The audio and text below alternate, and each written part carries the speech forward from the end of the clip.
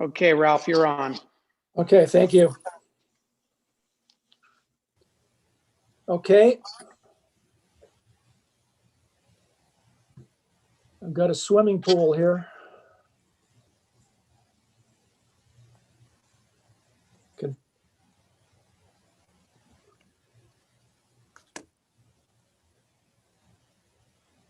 Thank you, Dane. Okay, are we ready to roll? Sure.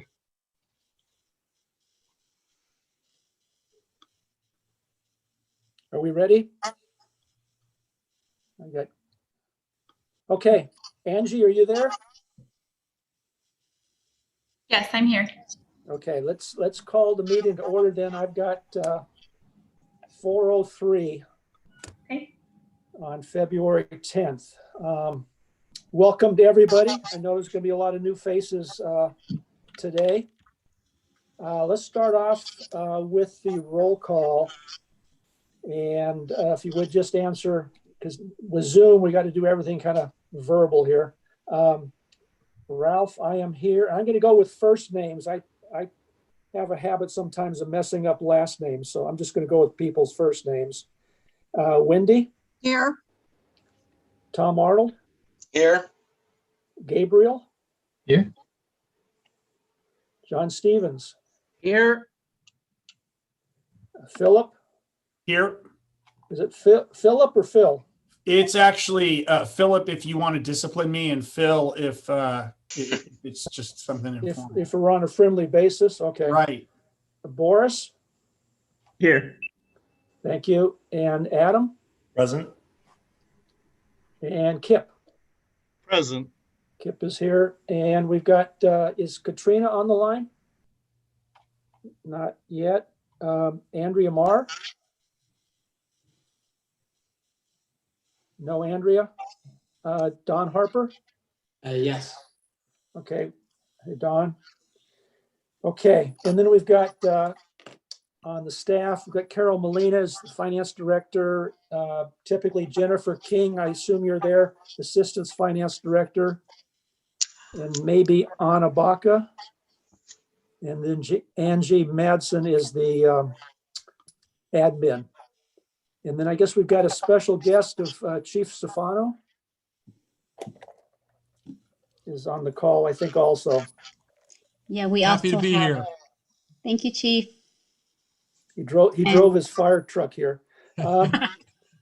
Okay, Angie, do we have, do we have any public comments? No, there are no public comments today. Okay.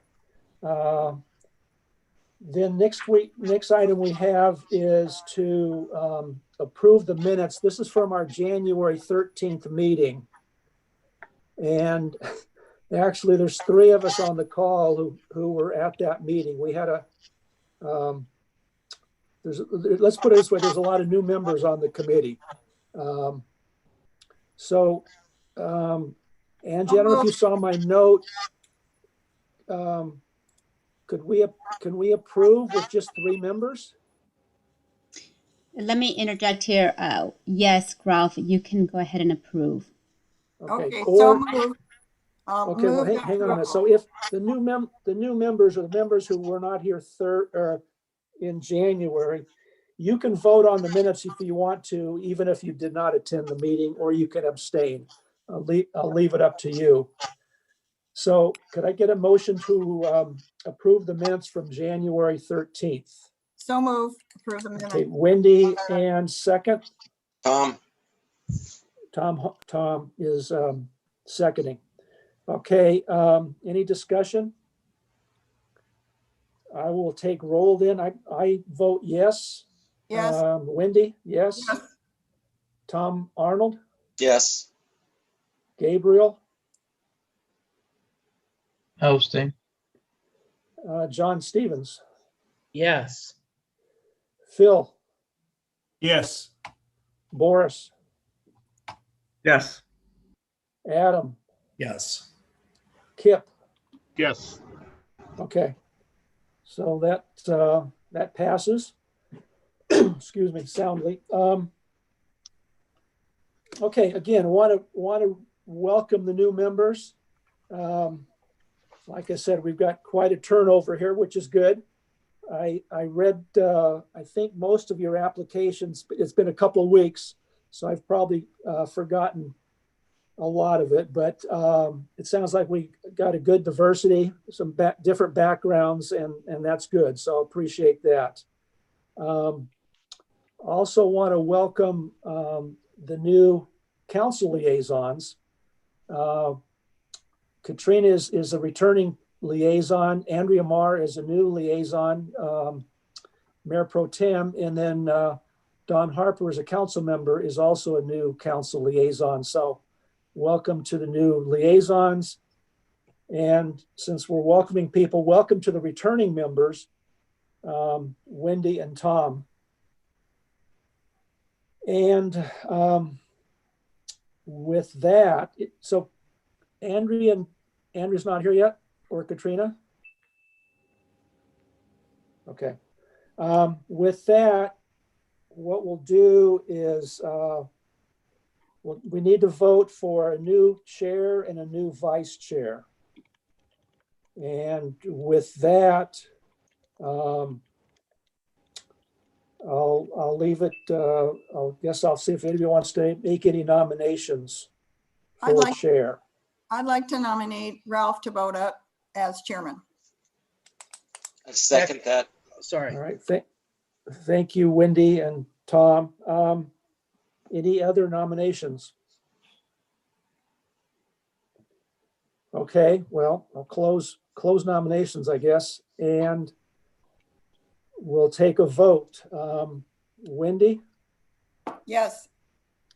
Tom, Yes. Gabriel, Yes. John, Yes. Phil, Sorry, Phil? yes. Okay, Boris, Yes. Adam, Yes. Kip. Yes. Okay, thank you, everybody. Okay, okay. With that, nominations for vice chair. I'd like to nominate Tom Arnold. Okay, I'm going to nominate Wendy. Any other nominations? Okay, we'll close nominations.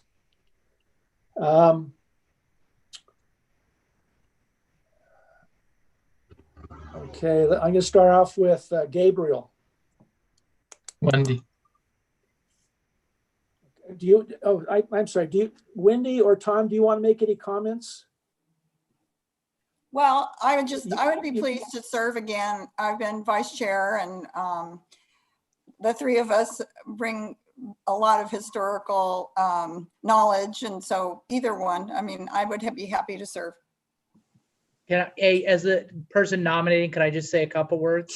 Sure, yes. So anyway, yeah, my nominating Tom shouldn't be taken as any negative on Wendy.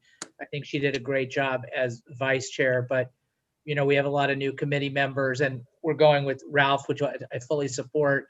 I just think it's good to change the leadership at least a little bit. And Tom's been on the committee for a number of years and has been very active, and former fire chief of the city. And of course, Wendy's a former council member. And like I say, nothing against Wendy. It's just, I think it's just good to switch up leadership every once in a while.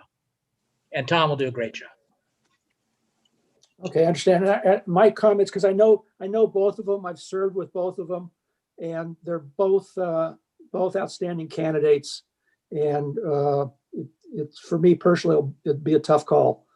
So, Ralph, let me interject a little bit here, just so that way we're following proper Brown Act. Sure, You need please. to first vote on Tom Arnold, since it was the first nomination. And then depending on the outcome of that vote, you can move on to Wendy. Oh, okay. All right. So, all right, let me backtrack then. So all those, thank you, Carol, for that.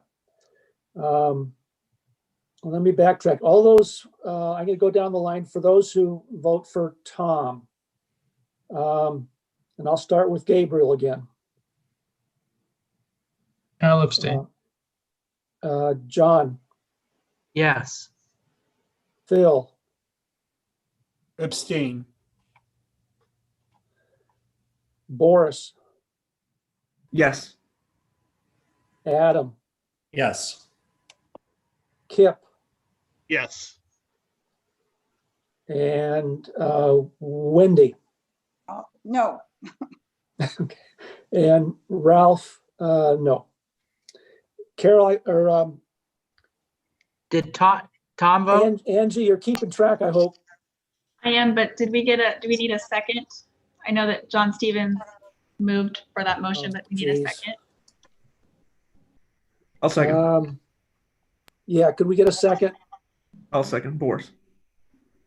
Okay, thank you. Thank you, Angie. Between you. Carol and Angie, they got to keep me honest here. Okay, so So Angie, can you tally up if did everybody vote and what the what the yeah, vote outcome that's what was? I'm just going to ask. There's 6 in favor, 2 nays, and 2 abstain. There should be only 9. There's 9 I think members. there was only one abstain. I'm sorry, there was 5 in favor,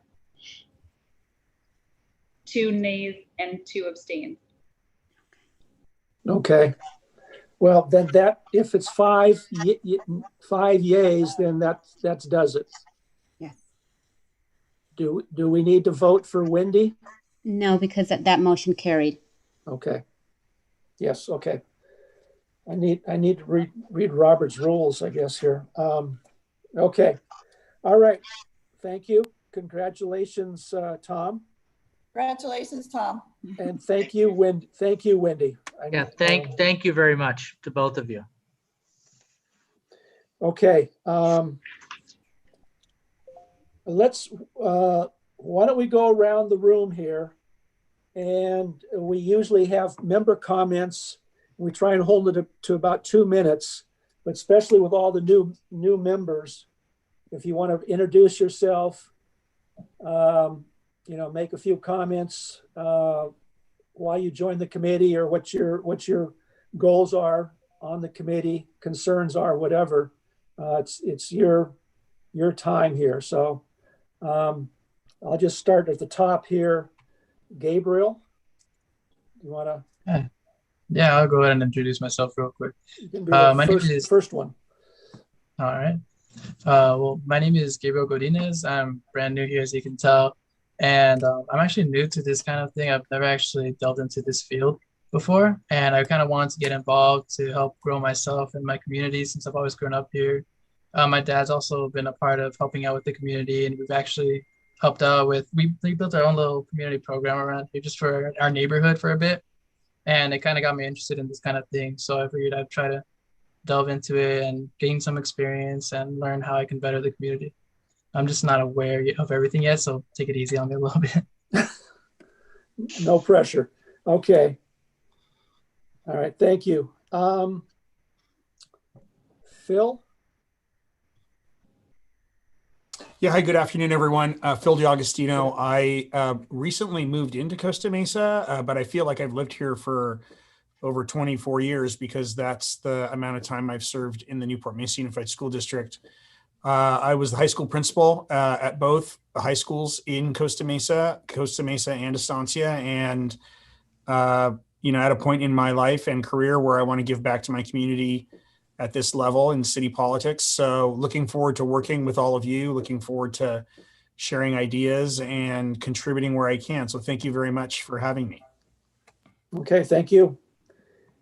My 2 sons graduated from Estancia. They were pre-Phil though. There you go. Boris. Good afternoon, everyone. First off, let me start off by saying thank you to Mayor Foley and to members of the City Council for this opportunity. I'm excited and ready to get started. Second, I've been here now in Costa Mesa, living in Costa Mesa for over 3 years, and it's been great. I've gotten to learn a lot about the community. Definitely been able to see some of the action happening in council meetings, and I'm really excited to get started. And most importantly, professionally, I work for a construction watchdog organization, and so being vigilant and paying attention is very important. I think it will serve me well in this role. Okay, great. Adam? Hello, everyone. Firstly, it's a real pleasure to be serving on this committee with you. I look forward to all the good work we're going to be doing in the months to come. For those of you who don't know me, my name is Adam Arith. I've been a resident here in Costa Mesa for the better part of my life. My family actually moved here in the mid-1950s when my grandfather was hired to build the Mesa Water District, or what is now called the Mesa Water District. I went to Newport Harbor High School, which I believe Dr. DiAugustino was a teacher at the time. So it's good to see you on here, Dr. DiAugustino. I have a professional background in environmental health sciences. I'm just wrapping up in the next few months my dissertation in the Arnold School of Public Health at the University of South Carolina. I am the programs director of the Someone Cares Soup Kitchen and Tutoring program. So I do a lot of work on the west side of Costa Mesa. And I've done, I believe, a little bit of public works engineering that I think will work well with some of the accounting that we'll be doing in the future as far as capital improvement projects. So with that said, I look forward to working with you all and learning a lot from you. Thank you. Thank you. I've knocked on some doors with your mother. Kip.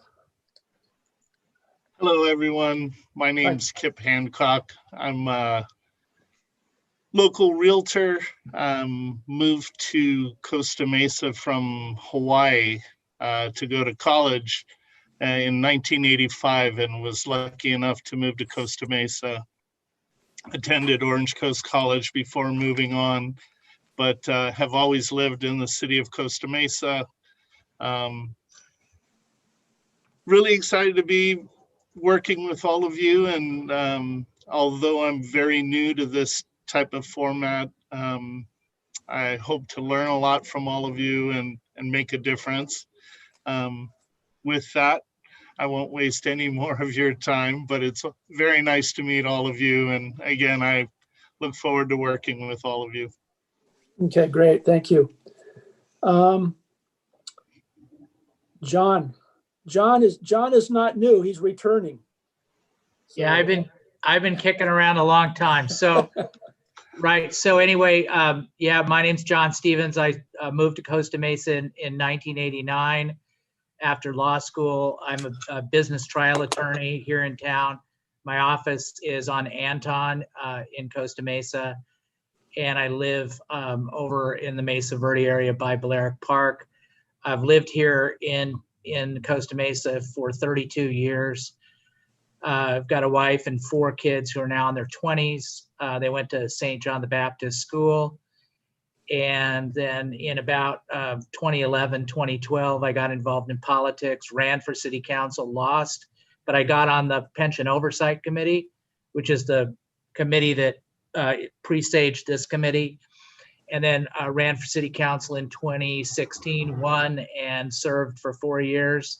And now I'm on the planning commission because Mr. Harper down there in the corner beat me in the election. So it's good to see you, Don. And it's good to serve the community. And I look forward to hearing with all of you and serving with all of you. Great. Thank you, John. Good to have you back. John was the council liaison while he was on council, by the way, to this committee. Tom Arnold. Yeah, I moved to Costa Mesa in the late 60s to go to Orange Coast College. And I lived on the west side. I lived in Mesa Verde, and ever since 1976, I've been living on the east side. Had an over 30-year career in the fire service, which culminated in being the interim fire chief here in 2011 through 2013. It was a great honor, and ever since then, I've been very interested in Costa Mesa governing, and I'm proud to be on this committee, and this is a great group. I'm looking forward to working with everybody. Thank you. Wendy. Wendy, you're unmute. I'm having my roof power washed, so it makes a little noise. But I want to congratulate Tom. I've known Tom for a long time. When I was on the city council, Tom did a great job to really really help our fire department be more efficient and bring in some money too. And so Tom and I remember the night where he had the little moving parts on the demonstration on how the different fire engines and emergency things could go. Anyway, so that's kind of what I like. I like projects, and I've been on this committee for a few years, and I like to really get into the weeds, so to speak, and really figure out ways to save the taxpayers' money. I've lived in Costa Mesa 49 years. I have 5 children. They're all grown. I'm a teacher. I still teach. I'm a widow, and a single mom, which really has forced me to live frugally and not waste money. So I'm kind of, I like to really make sure that we're not wasting any money, especially now. And so I look forward to working with the new people. I was also on the school board for 8 years. So I'm still very interested in our schools, and glad to have Dr. Phil, they're down there over there with us.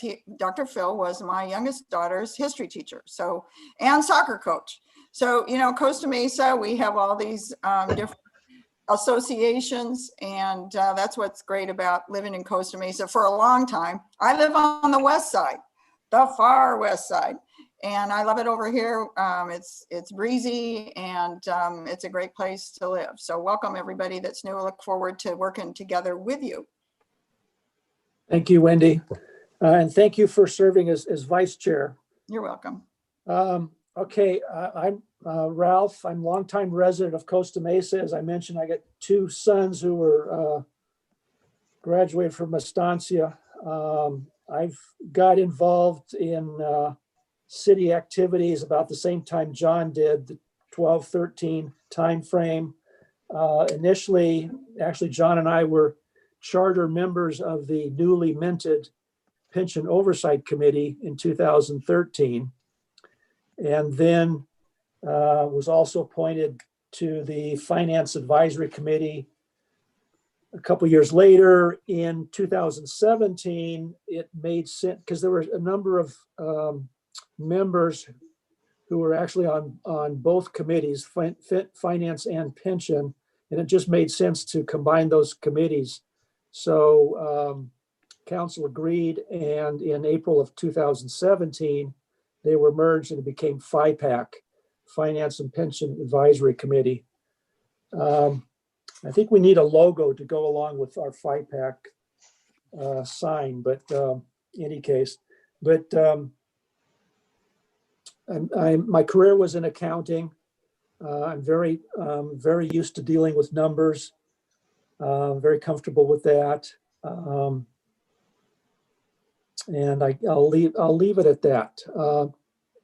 And Carol, do you want to couple comments? Carol's our finance director. Thank you, Ralph. Yes, a little bit of background on me. I have over 22 years of municipal finance experience. I've used to work for the cities of Santa Ana, Mission Viejo, and Huntington Beach before I came to the city of Costa Mesa about a year ago. And I've been serving as the finance director for the city of Costa Mesa for the past 7 to 8 months. They're COVID years, so they feel like it's years instead of months.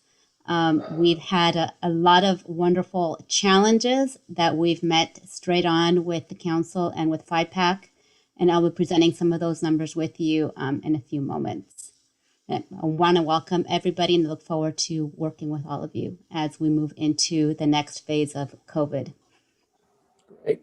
And Don, do you want to say couple comments? Sure.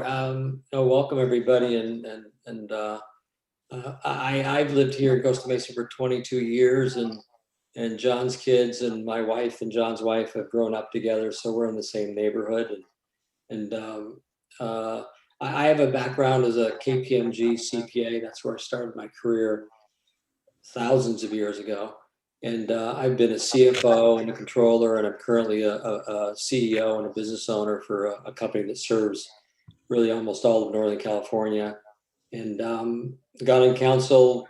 I was rooting for John, but I won. So here I am, and looking forward to work with John. I like John a lot. So thank you. Great, okay. And Katrina, I noticed you're on the call.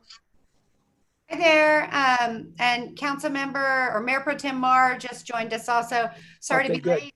I was on our Measure Q stakeholders meeting just right before this meeting. So zooming from one meeting to the next. I'm Katrina Foley. I think I know all of you, certainly know many of you for many years in different capacities. Kip is my neighbor.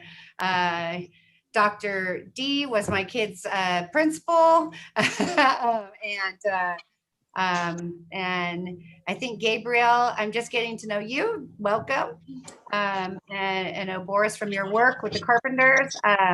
Adam, of course, we know Adam, and everyone loves his mom and his family. Great public servants in our city. So, thank you all for being here. And Tom, you know, we know you way back. Tom and Ralph and Wendy go way back with this committee. So thank you all for participating and for being here. I think we have a lot to look forward to.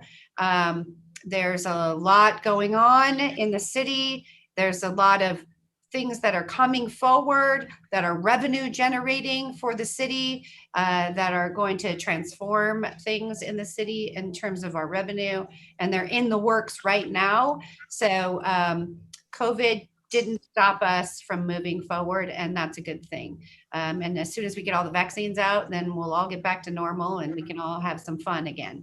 And so I'll turn it over to Mayor Pro Tem Mar to introduce herself. Hi, everyone. Can you hear me? Yep. Yep. Oh, good. Sorry I'm late, trying to balance work meetings and city meetings and a house that is completely under construction right now. So he's our new neighbor too, Kip. Oh, very nice. Yeah. Yeah, moved from College Park adjacent to Mesa Lamar, so still in District 3. But anyway, looking forward to working with all of you. I've attended FiPAC meetings throughout the years, but this is my first time as any kind of a liaison. So looking forward to the work to come, and just want to thank all of you for devoting your precious time to serving your city, because that's really what it is. This is about how we can make Costa Mesa better. So thank you. Thank you, and welcome, Ms. Liaison. Okay, well, like I said, I think we got a good group. It's going to be fun as we. I like Carol's. She's saying all the fun she had with the finances. I'm not sure if she thought that way. It was trying to balance the book some nights.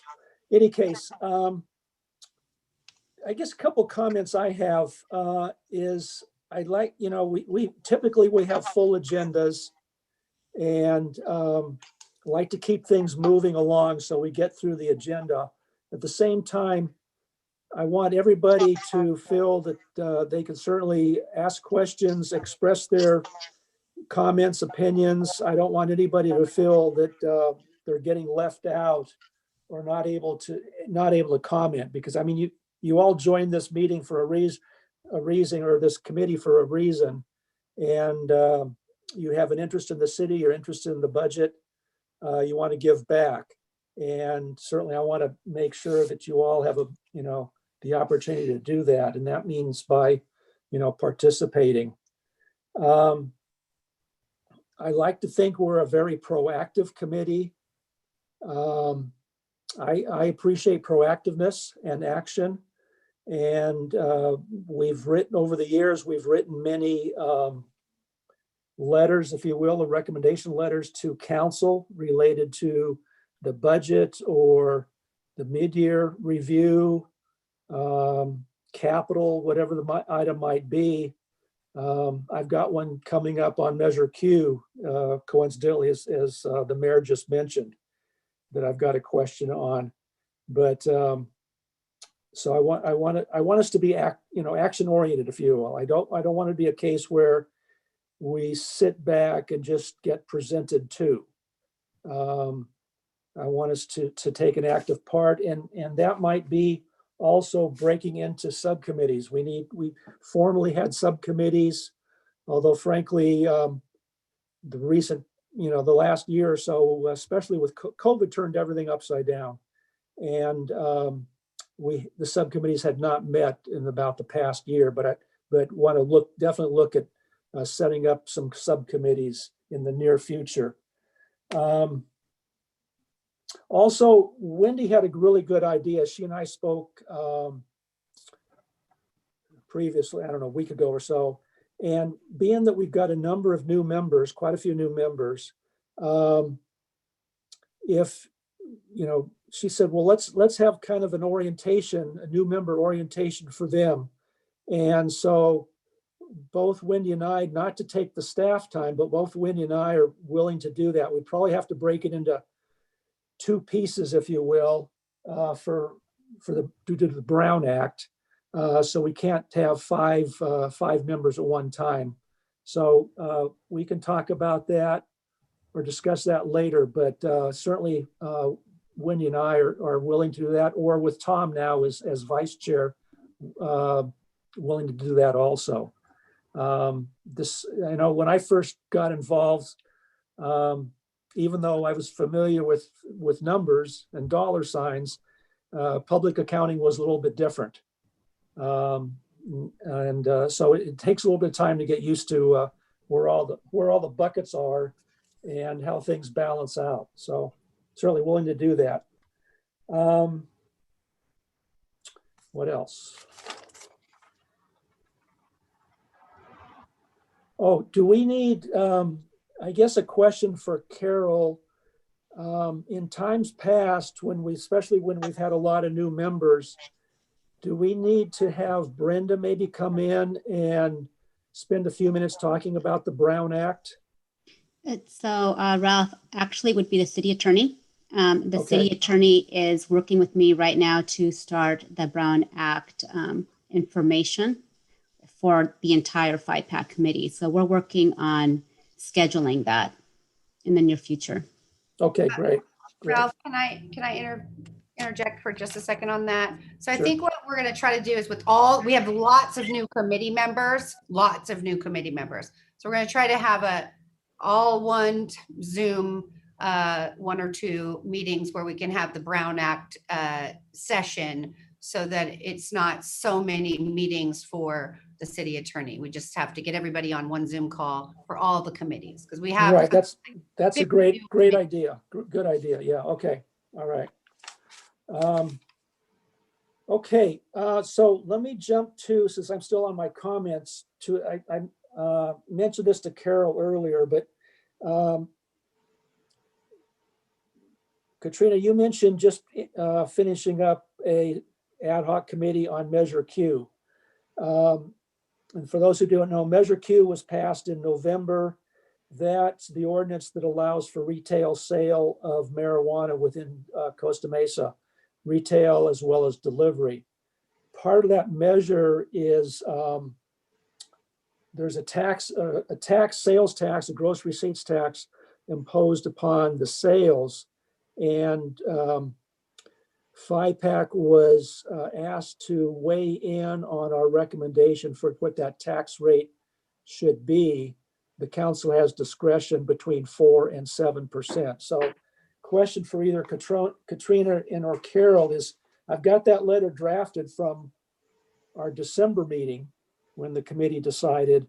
And I know this came up at your goal setting meeting, strategy meeting, with the June 1st deadline, but when is the best time, I guess, that the ad hoc committee or the council would be discussing that? When's the best time to send that out forward so it's timely? So the ordinance and the requests regarding what should be the sales tax amount is going forward at the February 22nd Planning Commission meeting. And I thought that we were going to talk today about we're trying to hire some staff that are specific to the application, but I guess that's not going to be on the agenda today. But that will be part of our February, let's see, our study session later this month. We'll be talking about those positions. So, but it's February 22nd. The council will hear the matter March 16th, and then second reading April 6th, according to what was just reported out at our meeting. Okay, well, so would it be good to send that letter out shortly before the study session or shortly before, let's say, the March 16th council meeting? Or does it matter? Before March 16th, whichever one you want to pick, certainly before March 16th. Okay, all right, I'll send it close to, so I just want to kind of make it so it's fresh in your minds when you discuss the topic. Okay, thank you. Okay, let's see, let's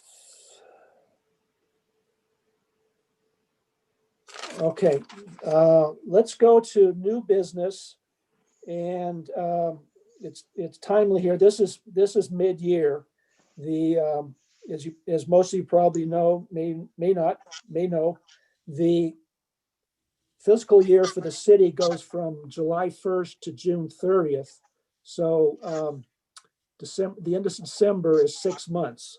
And typically the council and staff always have a mid-year finance review in February. And normally they have a study session, but I guess they're not going to have a study session this go around. But this coming Tuesday, the 16th, the agenda item for council meeting is the mid-year review. So Carol's going to preview that today to FiPAC. And then typically what happens is FiPAC would write a letter to council with comments or recommendations. That probably won't happen this go around because there's no time to meet before the 16th again. I will probably write a letter as an individual to council with comments, concerns, recommendations, and certainly anybody else is on the committee is available to do that also. And with that, let's go with Carol, and then afterwards we'll have a Q&A question, but try and be brief on your questions because we want to move through those. Again, we want to keep things going, but we do want to allow time for questions. So with that, Carol, if you will. Thank you, Ralph. I did want to recognize the other staff members that are here. Yes, I'm sorry. Yes, yeah. Obviously, you've already mentioned Fire Chief Don Stefano is here. Public Services Director Raja Sethuraman is also here, as well as HR Manager Qasim Ali.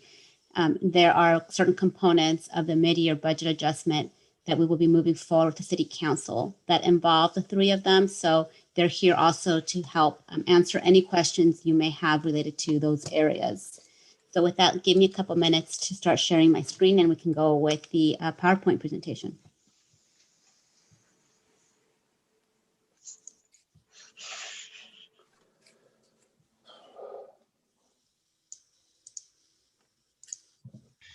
Okay, can everybody see my screen?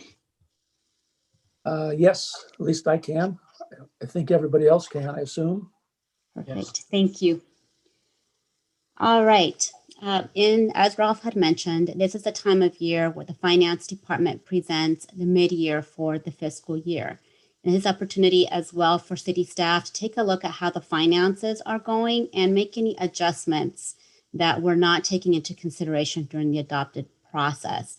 There's a multiple of reasons why it did not include in the adopted budget. It could have been a fiscal, a revenue generating, or some adjustments that we feel we want some council adjustments related to the budget. So we'll be going through the 2021 adopted budget, refamiliarize ourselves with what happened approximately 8 months ago when we adopted the budget and some of the key components in the current year's budget. And this year in particular is important since we did have some strategies that we put into place as it relates to the COVID impacts to the city's coffers.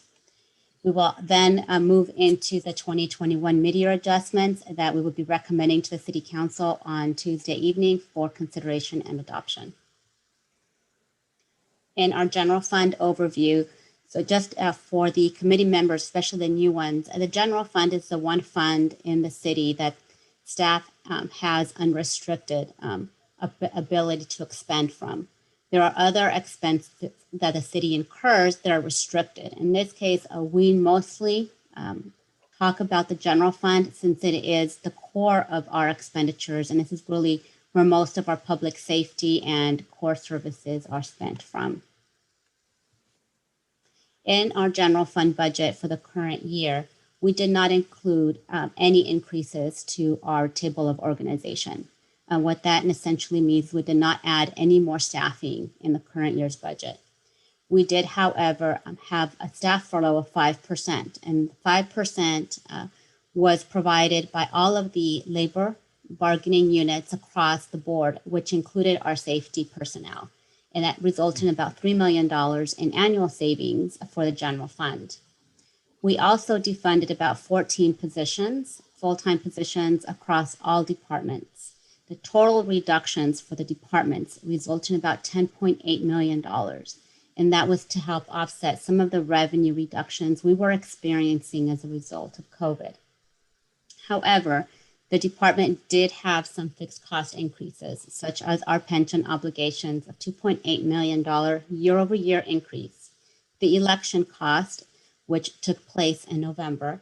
And we also made sure that while we waived the CAN, and the CAN in essence is the Capital Asset Needs Ordinance, which requires the city's general fund to contribute approximately 5% of our revenues towards our capital. We waived that this year with the City Council's approval to help balance the fund, but we still ensured we maintained a maintenance of effort requirements for our infrastructure. So the county and the state requires the city to continue to spend on our streets and infrastructure for us to be able to obtain some restricted street funding. And we made sure that the general fund continued to contribute those requirements. We've also have approval to utilize up to $10.2 million of combined reserves and capital projects to balance the fiscal year budget.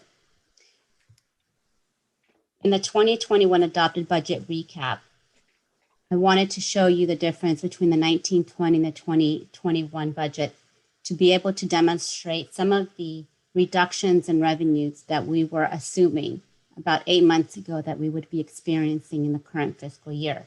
Our recurring revenues is essentially reduced by $14.1 million, a 10% reduction. In the 1920 budget, we had a transfer in from our capital projects. Essentially, we eliminated that transfer in.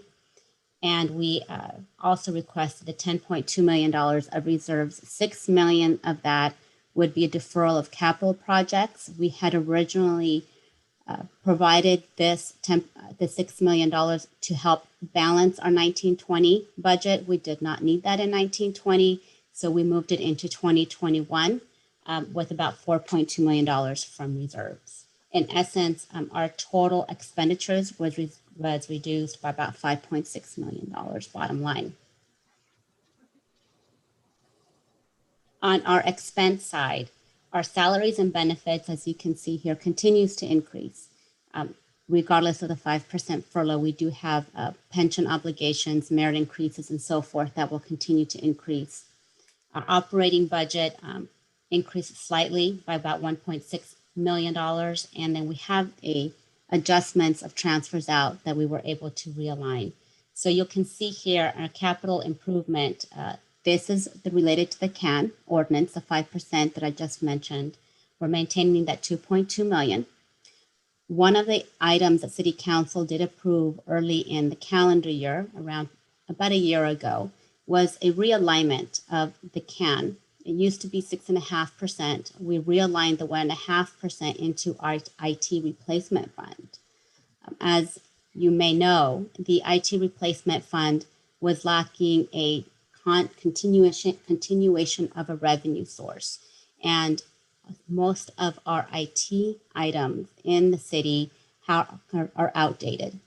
An example is their city's financial software. City's financial software is about 20 years old. It has not been updated in the last 20 years and is in need of update. So we are helping to fund that replacement with part of this $1.9 million, as well as some other IT infrastructure that we direly need as we move into the next year. In December, the City Council approved a small business grant loan project. It's called the Bridge Project for small businesses. We are hopeful that some of these funds will be able to be refunded, either the FEMA, CARES Act, the $1.9 trillion under the President Biden's administration. We're still not knowing if we'll be able to recover this, but however, at the December meeting, the City Council did approve the use of the general fund until such time. And then the funding of the disaster fund. So the disaster fund is the fund that the city established at the onset of COVID. What that does is it helps ensure that we maintain the tracking of the revenues and the expenditures associated with COVID. So in this fund, year to date, and including the 1920 fiscal year, the fund is currently about $2.5 million in the deficit.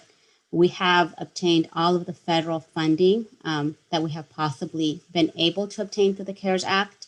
We're still working with FEMA to try to obtain some more revenues associated with our expenditures, and we're hopeful with Biden's $1.9 trillion plan, it will help offset some of these expenses. But to date, that fund is about $2.5 million in the deficit for a projected total expenditures of $136.6 million.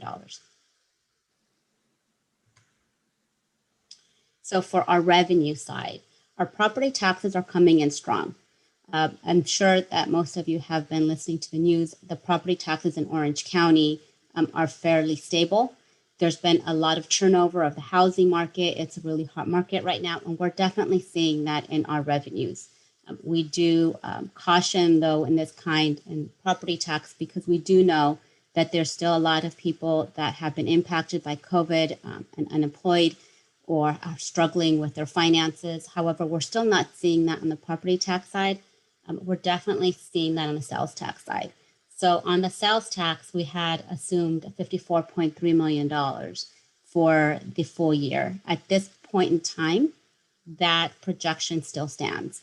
We're not seeing any reductions. However, we have yet to see our holiday revenues for sales tax, and we should probably be seeing that within the next few weeks, and that will be very telling if this number has actually increased. There is that possibility, since there's a lot of good news that the holiday sales were up year over year. We just still don't know how that impacted the city of Costa Mesa sales tax. Our TOT, which in essence our hotel tax, continues to take a hit. So we estimate about $4.8 million at the onset of the adopted budget. We're projecting it to be reduced to about $4 million. And we're continuing to keep an eye out on this particular tax. As you know, with stay-at-home orders and the pandemic, ongoing travel is significantly down. We don't know how that will translate into the coming months as we get into the closer to the summer months. But at this point in time, we still see the TOT tax being reduced.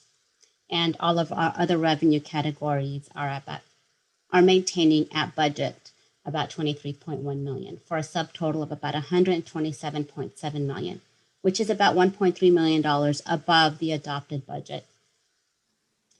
As mentioned earlier, we did have in the adopted budget the use of reserves and deferrals of capital projects. As you can see here, the $2 million for the small business bridge grant is included in our projected 2021 numbers of $6.2 million. And we're assuming we may not need that full $6 million for the deferral of capital projects to balance the year at $136.1 million. So some of our highlights in this year, we've maintained the approved use of our emergency reserves. We are in an emergency, and we had been approved by the City Council to use the emergency as a result of the proclamation of the pandemic. It does free up some of the capital project funding that was set aside, and we have achieved sufficient savings on the expenditure side of the budget to be able to bring back some of these defunded positions. So all of the 14 defunded positions that were part of the 2021 adopted budget, we are recommending to bring back into the city's coffers since those achievings have already been achieved. So for some of our mid-year adjustments, these will be the items that will be going to the City Council for approval. In the fire department, as I am sure you're all aware, especially during the summer months, the state of California had multiple wildfires across the state. City of Costa Mesa Fire did respond to a lot of the mutual aid requests from those other areas, and we went forward and provided those services. As a result, the state of California does provide us with the reimbursement of the expenses that the city incurred as it related to those services. So this is a net cost neutral impact. We are requesting that City Council approve in the general fund the appropriation of the expenses that the fire department incurred at those wildfire services to ensure a cost neutral impact to the city. In our police department received an AB 109 police grant of about $55,000. We're asking the authority to appropriate those dollars into a grant fund so that the police department can expend those. In our public services department, we're requesting an appropriation in our gas tax fund for about $440,000. This is an administrative oversight that was created during the process of the 2021 adopted budget. We reduced some expenses on the general fund side, and the latter part, the gas tax fund, was supposed to pick it up, and this is just to make that whole. We're also recognizing about $29,000 in a California recycling grant that we received, and we need to have those funds appropriated for expenditures, as well as $50,000 from the Costa Mesa Sanitary District for our homeless shelter construction. And all of these are net neutral to the city's budget, since those revenues are either been received, are reimbursable, or in the case of the $440,000 available in the fund. We're also realigning some staffing changes as it relates to some of the departments in the city. In the police department, we're recommending some changes to some of the classifications. We're reducing 2 vacant police sergeants for an additional officer and lieutenant for about a $5,000 impact.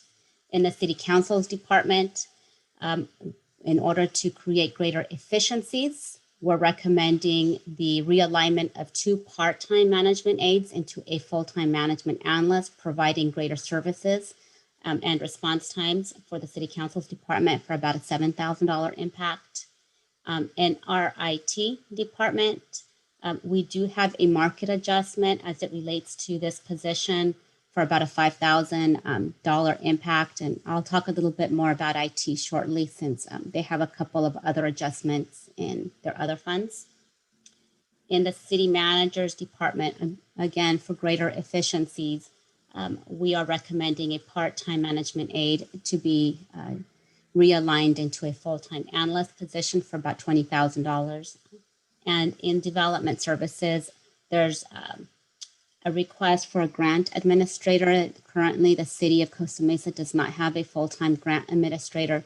This will help the city be more proactive in obtaining grants and maintaining some of our HUD recommendations in line, the impact of about $35,000, a market adjustment for chief plan examiner position, and realigning a building inspector into a senior building inspector for about $43,000.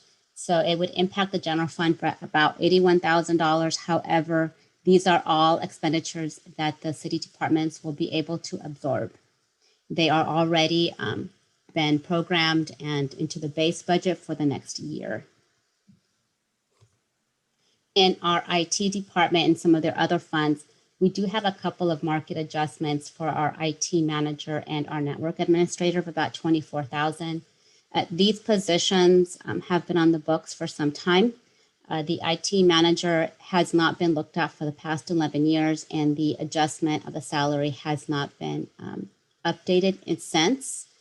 So this will put more in line some of the salary schedule to ensure that we're able to attract and maintain top quality individuals to apply to the city of Costa Mesa and make us marketable. And the same for the network administrator, where we would need to realign those salary adjustments to ensure that we maintain our market adjustments. Essentially, some of the highlights in our 1920 budget, we essentially came in at budget. We were at 99.9%. We did not have to dip into reserves. We did not have to use our capital deferral projects. The city staff, as well with the city council, were able to realign and be very proactive in 1920 when COVID hit. So as a reminder, the last 3 months of the fiscal year, which was April, May, and June, we were able to implement cost containment measures and get ahead of the impacts of COVID. Once COVID hit in March and the stay-at-home orders by the state governor were implemented, it had a direct and immediate impact to our state, to our city coffers. Our sales tax took a hit, our TOT took a hit, and we started seeing a lot of these revenue sources start to immediately be reduced as a result. However, with the cost containment measures that we implemented with the city council, we were able to come in at budget without having to use reserves. One of the articles by the Orange County Register slated only the city of Costa Mesa and Newport Beach as the only 2 cities in Orange County to not have to dip into reserves in 1920 as a result of COVID. In the current year's budget, we've already achieved sufficient savings to fund the 14 defunded positions that were slated early on in the year. We've already ensured that the realignments that we are recommending are cost effective. There's minor impacts and they can be absorbed within the city's departments. And as a reminder, I wanted to remind everybody that our Standard & Poor's rating, which occurred in October and November of last year, reaffirmed a rating of AA+, which was a great milestone for us. And it really put us in a good position financially to move forward with some financing options, as well as ensuring that we are well slated to be proactive in turning around finances if need be. So our next steps, Measure Q. As the mayor announced earlier, Measure Q was approved by the ballot, by the residents in November. So we're in the process of implementing all of the tax and regulations as it relates to Measure Q. There will be permit processing fees, the tax rate. We're also looking at staffing for making sure that the cannabis tax administration is as seamless as possible. We're also continuing to monitor our current year revenues and expenditures.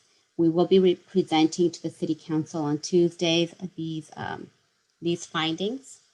We're also recommending to move forward with a fire truck contract and lease financing agreement. This fire truck has been on the books for leasing since 1920. We're moving forward with that contract. It is part of the current year's budget, so there will be no additional fiscal impacts as it relates to that. And thankfully, because of our rating, we were really able to get a reduced interest rate on this option, which is very favorable for the city. We will, as we move forward into 21-22, we are in the process as well at this moment in time of preparing the proposed budget. So kind of want to take a step back here and kind of let everybody know what the finance department does in the last 4 to 6 weeks. So in the last 4 to 6 weeks, and towards the end of December and into January, the finance department is working on 3 fiscal years at the same time. So we're working on closing out the 1920 budget, making sure that all of the audit findings, in this case, there were none, are taken care of, that we're on top of the books, that we're working with the auditors. All of those 1920 adjustments are in line with our GASB rules as well as GAAP. At the same time, we're looking at 2021. How are we doing? Are our revenues coming in? How are our expenses side? So we're tracking and monitoring constantly the current year's budget. And we are also starting to prepare for the 21-22 budget. So early in January, we had the budget kickoff with our budget team and the city departments to start the process of preparing the 21-22 proposed budget. So we're looking at also what's going to be happening starting July 1st of 2021 and starting to prepare the department's budgets accordingly. At the same time, we're also looking to prepare the long-term financial plan. So at this point, I'll go ahead and stop sharing the screen and take any questions. Thank you, Carol. Why don't we, I'm just going to go around the table here. Gabriel, I know this is certainly to the new members, this is hitting you right in the face pretty quickly. And a lot of it could be new and a little gobbledygook, but certainly if you have any questions, please feel free. Gabriel? At the moment, I have no questions. I'm just trying to learn as I go on, and I like listening to all this. I've always been interested with financing and whatnot, so this is all interesting to hear about, and I'm trying to learn as I go along. But for now, no questions. I understand. I know it's like I said, it's all new. Phil? Just one question. I just was wondering, Ms. Molina, what is the percentage of restricted funds versus unrestricted funds? Like in our school district, obviously, we deal with restricted and unrestricted funds. I was just wondering how that plays out in city governance. Each city is different. I can give you that percentage breakdown a little bit later, but the majority of the funds is in the general fund because we do not have utilities here. Some cities do have utilities, and as a result, their share of the general fund would be greatly reduced. So the majority of our funds is in the general fund. Great, thanks. Thank you. Boris? I had a question regarding the TOT tax. Do we also, if you're Costa Mesa, have a short-term rental tax or no? No, at this time, short-term rentals are not permitted in the city of Costa Mesa, and it is something that the city council has been discussing, but not at this time. Okay, cool. I was wondering because I was wondering if there was a breakdown between short-term and regular TOT. Thanks. Yeah, good question. Because the TOT has been slammed. Adam? Thank you. Ms. Molina, thank you for a great presentation. That was wonderful. I have 4 questions. Will FEMA be approving any reimbursements associated with the disaster recovery fund that we've dispersed from? So I will tell you, Adam, we have had multiple meetings with FEMA. We have multiple projects, they call them projects, that we have distributed and been talking with FEMA. To date, they have not provided us with any dollars. Their stance has been pretty much that we received CARES Act monies, which we have about $2.4 million to help offset some of these expenses. But as you can see, it's not sufficient. And unfortunately, FEMA has also made it known that they will not be reimbursing any revenue loss, which is why it's important for this new $1.9 trillion program that's President Biden's trying to move forward with.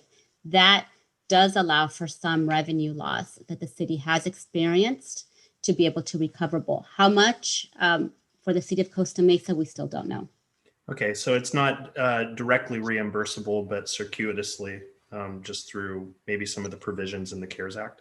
Well, we've already received our share. We're through the CARES Act that was passed last year. Our share we've already received, so we're not slated to receive any more. We've fully spent our share and then some, yeah, more to come with this latest next economic relief plan. Okay, so TBD. Thank you. Second question.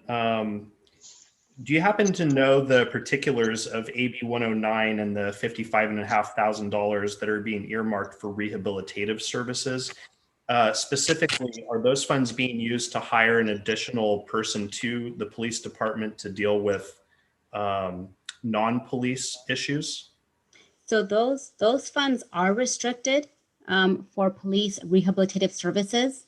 So I can give you those details later, but technically those are just restricted to what programs that the police department has.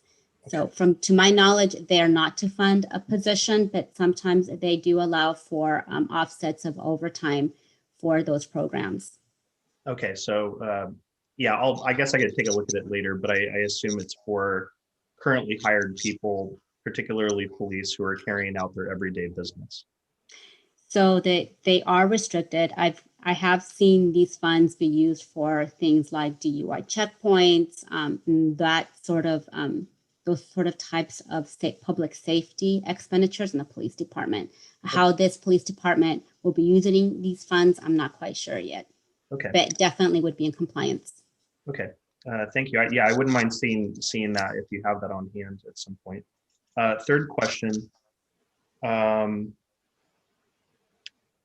I know that you mentioned later on in the presentation that there were minor impacts associated with some of the realignments and budgetary adjustments that you made. Does that imply that we're okay with cutting out these positions for the foreseeable future?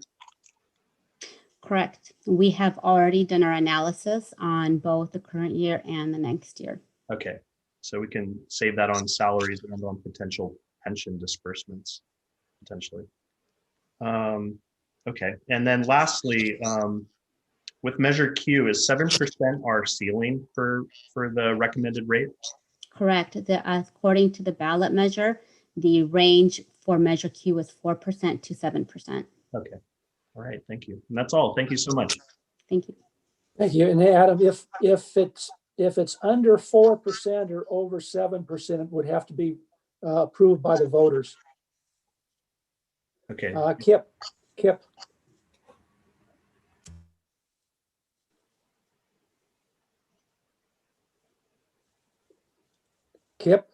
Sorry, I'm the new guy. I'm good, thank you. I have no questions. Okay, thank you. Let's go to Tom. Yes, I have 3 questions. And Carol, I echo Adam's remarks about your presentations. I always look forward to them, and they're just excellent and they're very clear. So I think we all appreciate that. Question on the staffing realignments. Those numbers, is that salary and benefits? Yes, that's a full compensation impact. Great, thank you. And when do the 5% furloughs sunset? They sunset in July. Okay, and then are you, or is maybe one of our council liaisons going to synchronize our activities with the council goals that were developed recently, especially since one of them specifically had to do with finances? I was real curious on how we're going to craft our actions around making sure we're in alignment with those goals. I'll leave it to the liaisons, but just for my feedback there is we'll be coming back with those goals and being able to just discuss those further with you. I was hoping, and Ralph and I actually had a discussion about it earlier about bringing those back, and we could have a little bit more in-depth discussion about those finance goals that were that came out of the retreat. Tom, were you referring to a specific goal? Just there was, I don't remember the number, but there was one about our financial health, I think. I don't have those right at my fingertips. No, that's okay. My recollection, and Carol's probably tired of hearing me say this. Thank you for smiling, Carol. I'm looking to push for some better forgive me for the word better, but some more comprehensive, simple to understand financial reporting, and it's more comparative and projective. She's done a little bit of it. I'm used to something more robust, and I think I want to leave my council of 4 years with leaving a structure in place that anyone without a finance background would have a perception of where we're doing well or we're not doing so well. And that's a simple way to say it. So it's one of my goals. It's one I'm pushing for, Tom. Okay, thank you very much. Sure. Thank you, Tom. I'll have a comment on that in a minute also. Where are we? John. Yeah, so where are we at with the opening of the permanent shelter? Are we on time and on budget? And what does that mean for when we expect that to be open? From my understanding is we're on target to be opened. The opening date is in April. We are in the process of finalizing the construction cost and bringing on the FF&Es to make sure that that shelter is ready. Okay. And then the only other question I have is, last year, a large Audi dealership opened on Bristol, and there was an expectation that would be a good additional source of sales tax. Have you seen that? How are things going with that dealership? I'm going to just do a disclosure here. I cannot speak on any specific business per state law. That is that's confidential information. I can say I have been looking at it, my concern, it doesn't really rely there. My concern relies on the full impact of the sales tax, and obviously the car dealerships as a whole have been coming in fairly healthy. Okay. That's all. Thank you. Wendy?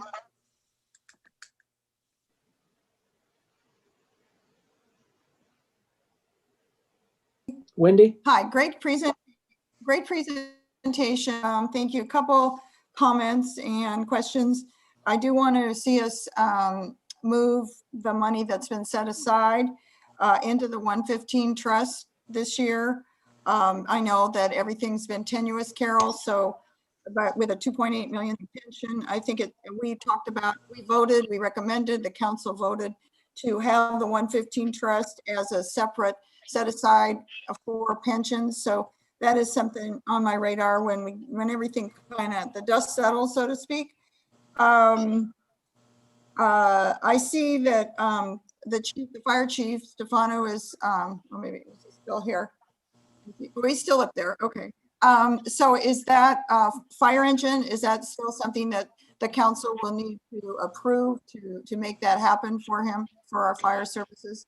So the truck in essence was included in the adopted budget for the leasing portion of it.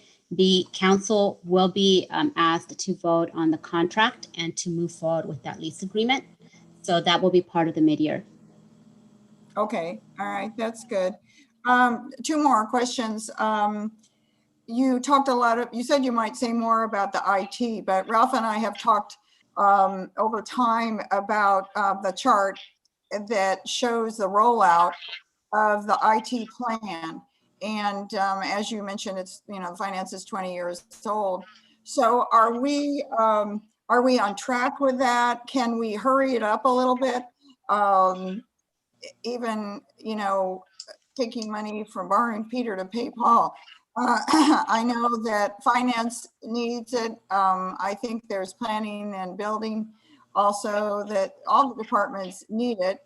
We hate to replace people with machines, but we do want to be more efficient. So the more you can, every meeting, keep us up to date on, so we really can understand what the needs are for IT.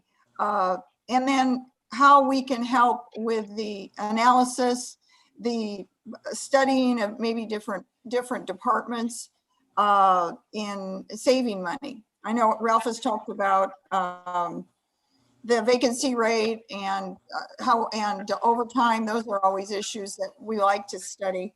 The long thing that kind of piqued my interest was what you mentioned, the long-term financial plan. So I think that's something that I'd like to work on as far as, you know, a portion of it, of course, you know, just how can the committee help with creating, and to Councilmember Harper's point of, you know, really using his the next 4 years to make us more efficient, but also easier for taxpayers to understand city finances and where their tax dollars go, so it's not so mysterious. So those are my points. But thank you. Thank you. Thank you, Wendy. Okay, a couple questions, Carolyn. Again, thank you for the presentation. The bridge, this Bridge Act, the small business grants, those, I take it those are going to happen. The city's going to fund those grants, whether they're reimbursed or not reimbursed by this $1.9 trillion at the federal level, or anything coming from the state. So the bridge grant was approved by the city council in December. And what that grant does is provide small businesses with the ability, in essence, to kind of survive the current economic situation with the stay-at-home orders and the different tiers. I understand that, but is that going forward regardless if the city gets reimbursed or not? Let me finish, Ralph, so I can kind of preface it, because we have a lot of new committee members here. So with that grant, as how it was presented to the city council, was the city would front with a general fund $2 million with the hopes that this 1.9 trillion would hopefully be reimbursable, some of those. In December, the first phase went out. So it's about $800,000 were already sent out to small businesses. We're gearing up for that second phase for the balance of those dollars to be sent out to small businesses as they apply for those. So that process should be starting here soon. I've been working with development services to make sure that everything's in place for that second phase. So we're hoping that that process starts in the next couple of weeks, where the rest of the balance of those funds will be dispersed. Okay, but they're going to be dispersed regardless if the city gets reimbursed or not reimbursed. Correct. The city council in December approved the use of general fund to use that immediately. Okay. Is the,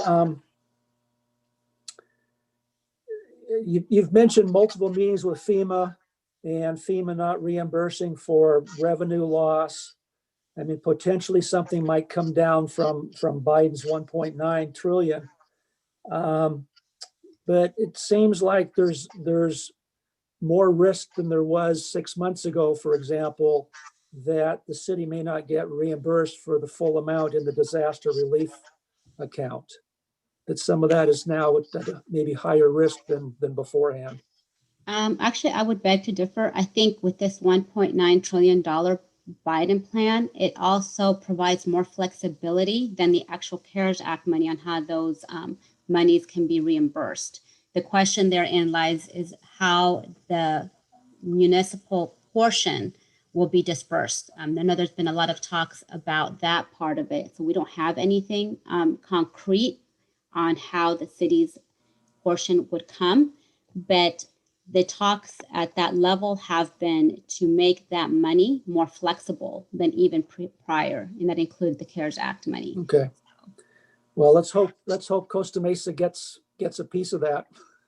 There could be many hands in the till before it comes down to Costa Mesa. This is a in the weeds question, I guess, and I think we talked about this before, Carol. I think you mentioned the lease cost for the fire truck or engine is currently a non-departmental. And I would recommend that move to the fire department, since that's a unique piece of equipment, dedicated to the fire department. If we want to capture the full cost of how much it operates the cost for the fire department to operate. It seems like that cost should be in that department budget as well as the expenses. Okay, I think so. If I can remember the chart, instead of using 4.2 million of reserves, you're actually putting back, because the expenses are favorable, you're able to put back $2 million back into the reserves, or that's been No. used for the bridge fund. Basically, the $2 million that was used for the bridge fund was over and above the $4 million. So that was approved by the city council in December to use the reserves for up to $2 million for this grant. So it would, in essence, be increasing the reserves. Reduction. Reduction of the reserve. Correct. Okay. I think, I'm Okay. sorry, Rob, I think John Stevens has his hand up. John? Yeah, I just have a quick question, and I don't know who on this knows it, if any, but Carol, you mentioned many times how important it is that to the city that we get some proceeds out of the $1.9 trillion Biden relief plan. Has the city communicated with our Congresswoman Michelle Steele to try to explain to her how important it is for her to vote in favor of President Biden's plan? My understanding, yes. We've also been working with Townsend, which is our in-house, in essence, to help make sure that we get a piece of the pie, and as well as how the distribution of that money comes in a little bit more fair, more equitable. Things that we've been talking about have been making it on a population basis, which the CARES Act money was not given out, which would provide us with a little bit of a greater share of those monies. So we're definitely in those discussions, and we're really hopeful that some of that money will come to fruition here. Okay. I think I think that's a good point you made too. There's a little less strings attached, I guess, with that money also. Okay, and so you're basically what you presented is what be presented next Tuesday then with council. Correct. Okay. Excuse me, And- Ralph, excuse me, I'm sorry. I have some questions, Carol, but it looks like we're Oh, like yeah. this is a 5:30 ending meeting, and I want to respect that. So maybe you and I could just talk this week. You just let me know a time that works for you.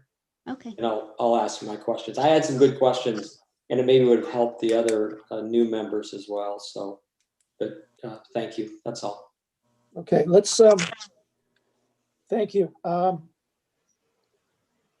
Okay, staff, and I'm going to have some comments after the staff and liaison comments, because Angie, can we add for next month as well as future months, after the staff and liaison comments, can we have a bullet point for next agenda topics or next meeting topics? Okay, I can make a note of that. Thank you. Okay, and again, I want to make some comments after the staff and liaison because I want to talk about next month's agenda. Staff, any comments, Carol or Jennifer or anybody? Just let me, I think Boris has his hand up. I'm not sure if that's yeah, I just had a quick question. I wanted to touch base a bit on what John had mentioned previously about the dealership. Although you can't specifically mention the sales tax for a specific dealership, could you do a category? So, like for example, would we be able to know the revenue coming in from sales tax, retail, I don't know, all these different subcategories that we can incorporate just to get a sort of better picture? So I'm glad you asked that. We do get quarterly updates from a consultant that we have with the city, and I provide quarterly newsletter updates from them. They can also be located on the website. Angie can send you the link so you can see those quarterly reports. Perfect. Thank you. I think thinking back, Carol, to some of the HDL reports, which is the consultant the city uses for sales tax primarily. I think they break it down by like auto dealerships or something, or the type of product.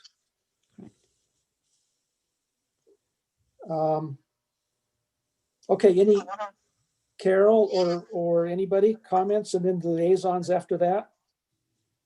I don't have any comments. Jennifer? Okay. Andrea or Dawn?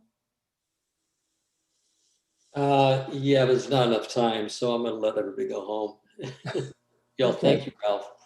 Thank you. Andrea?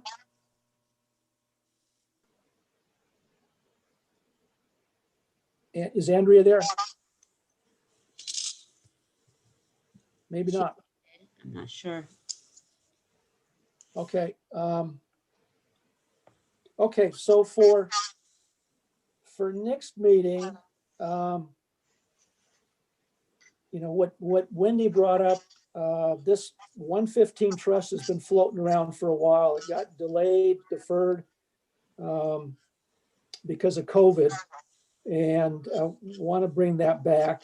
That's something the council voted on. The FiPAC approved that setup sometime in 2019, and then the council approved it in January of 2020, about a year ago. And I know, like I said, it got deferred because of COVID, but I want to bring that back. Also, I want to bring up the topic of pension obligation bonds. It's a hot topic. It's something that, John, I don't know if you remember, but way back in the Pension Oversight Committee days, I think you brought up that question, asked the question to the committee, what can we do to refinance this debt? And so this is kind of, and we had somebody present to the pension committee. Again, I'm talking 2014, 2015 timeframe about pension bonds. I brought it up about a year ago when Huntington Beach was in the process of going with pension obligation bonds, and then that got deferred because of COVID in Huntington Beach. But literally last night, I watched the City of Orange council meeting, and the council approved the city issuing bonds about $288 million. They figure they are going to save approximately $115 million over the 23-year lifespan of those bonds.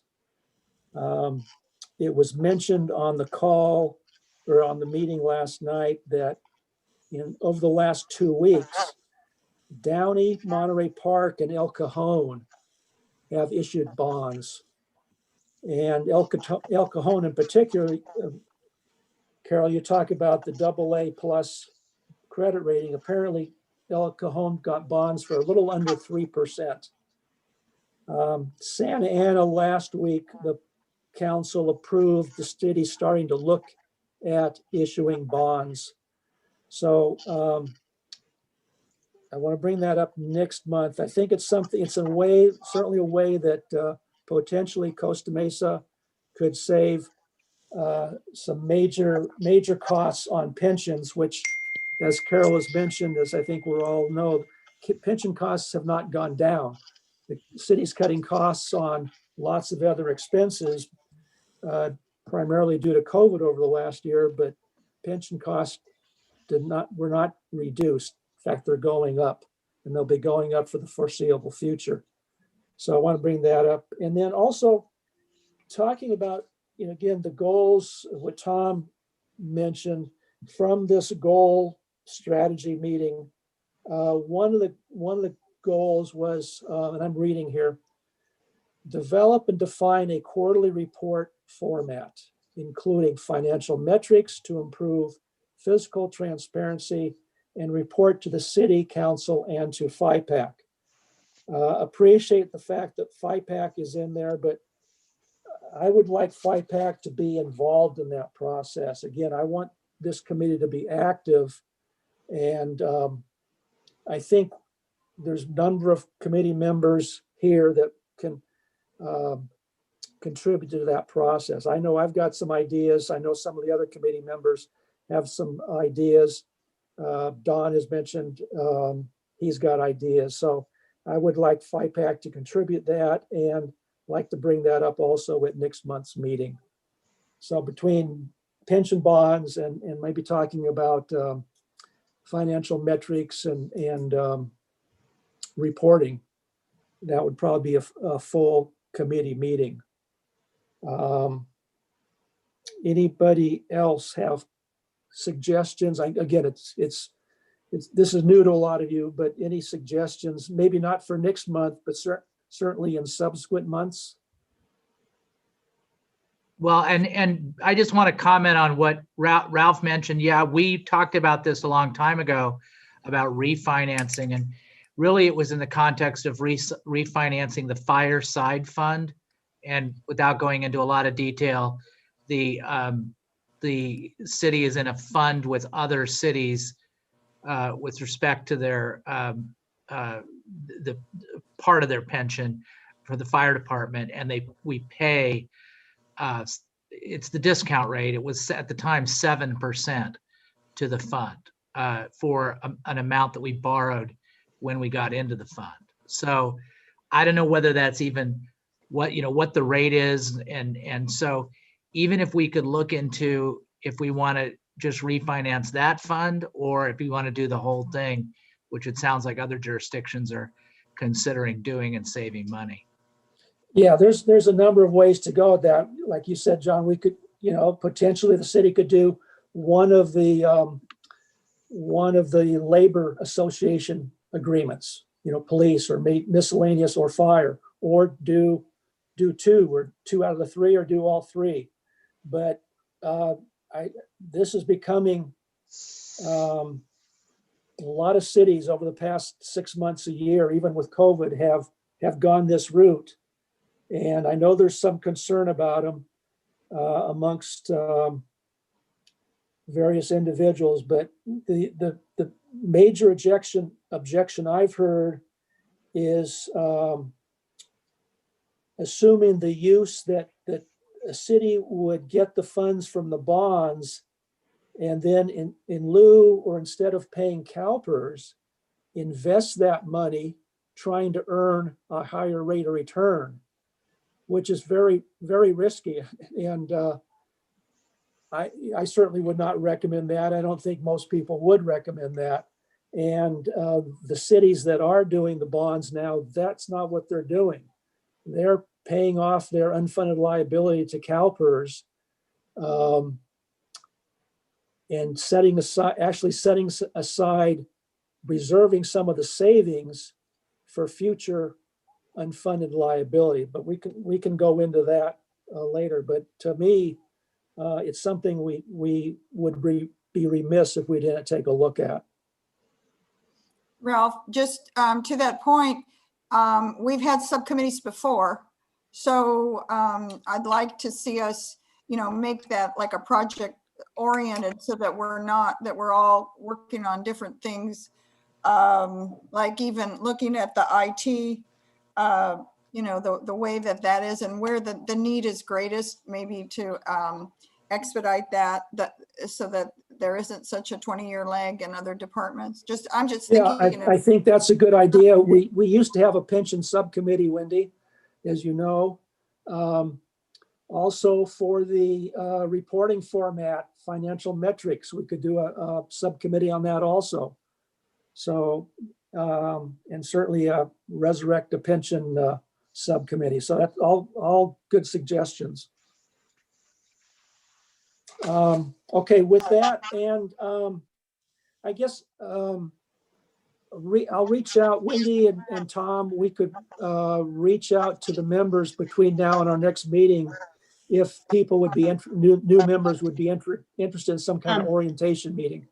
Ralph, let me kind of stop you right there. Before we even go into that discussion, I think we first need to make sure that we are all been up to par with the Brown Act. We have to make sure that we are ensuring Brown Act is not violated. It is a state law. So I would prefer that before we move forward with any discussions of creating committees and so forth, that everybody is up to par on the Brown Act. So before we move on, let's make sure that takes place first. And then as a reminder too, we are still in COVID. We are still dealing with a pandemic. So that is in the finance department, a first and foremost priority at this time is to make sure that we're continuing to be able to monitor the impacts of COVID, which we continue to experience. So even if we had a meeting, let's say kind of an orientation with 2 members, for example, that's still because you have so many members here that are brand new. It's I think in the best interest for everybody to be up to speed on the Brown Act and all the regulations. They're not, it is state law, and I don't want anybody to inadvertently violate the Brown Act. So it is my recommendation before we move forward with these ideas that we ensure that everybody is up to speed on the Brown Act. Okay, do you know when that meeting might be that Katrina mentioned? It was the first time I've heard from Katrina or from anybody that there was going to be one big meeting. So I'll circle back with that. I was hoping that in March we'd be able to have some kind of a Brown Act discussion with FiPAC, and then at that point we'll let you know. Okay. I'm a teacher, Ralph. Yeah. Can I just say I'm a teacher? So I'd like to encourage everybody, if you don't have a budget, to get a budget and the CAFR.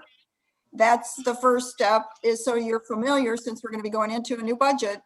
And maybe you get the last year too, the 19 to 20, and just compare it so that going into a new budget, you're really familiar and you can hit the ground running. And to ask for any, you can watch any YouTubes of past meetings, past FiPAC meetings and other study sessions and city council meetings. And that will help you to be more focused on what information, will help you become a better FiPAC member. That's one of the things I thought potentially we could talk about at the orientation. Okay, what's the budget look like? What's the CAFR look like? That type of thing. So, okay. Thank you, Wendy. Okay, with that, could I get a motion to adjourn to our next meeting in March? So moved. Tom. That's Tom in a second. Second. Wendy seconds. It'll be March 10th should be our next meeting. Okay, with that, our meeting will be adjourned. Thank you, everybody. And again, welcome to all the new liaisons and the new members. Hopefully we didn't scare anybody away. Yeah. Thank you. Good meeting. Thank you again, Carol. Thank you. Take care. Thank you. Great job, Carol. Thank you, Chief.